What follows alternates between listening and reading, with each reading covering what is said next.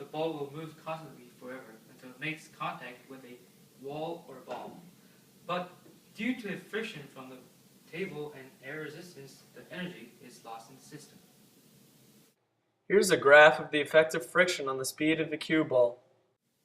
Another example would be the bumpers on the pool table. When a ball bounces off a bumper, the energy from hitting the ball is lost, as the bumper gives the cushioning effect, as Kyo said.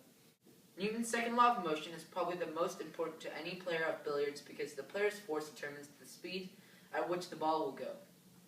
The second law states that force equals mass times acceleration, where force is how hard the player hits the ball.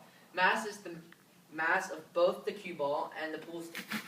And acceleration is when the ball is moving forward and moving at a certain speed. For example, if you want to hit many balls at once in a break, you would use more acceleration when hitting the ball because that would result in more force in the ball being able to transfer to all the others with more force.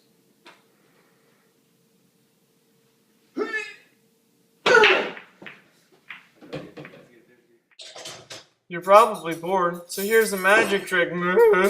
Okay, this is a regular deck, not mixed or anything. Okay, so first we'll find a 7 in the deck, because 7's a lucky card.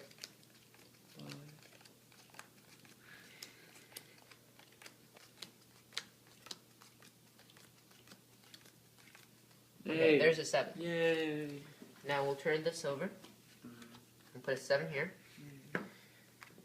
Okay, now we have the 7 faced up in the deck. Yeah. Somewhere here. Right here. Okay. So now I want you to divide the deck. Take out 1/3 of the deck. Around 1/3. Okay. Yeah. Okay.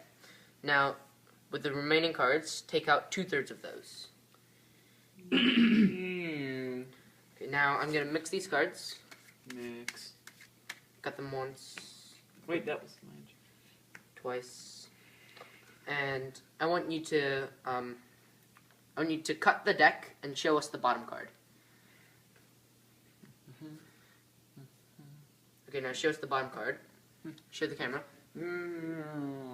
Okay, so it is the 8 of hearts. Alright? So now we put this. And then now we'll find the 7.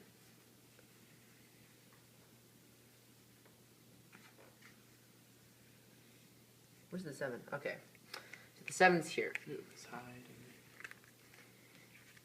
Now we'll see the 7 if the 7 is lucky. Okay. 1, 2, 3, 4, 5, 6, 7. 1, 2, 3, 4, 5, 6, 7. 1, 2, 3, 4, 5, 6, 7. Now we have 3 cards left. 1, 2, 3, 4, 5, 6, 7. Oh boy!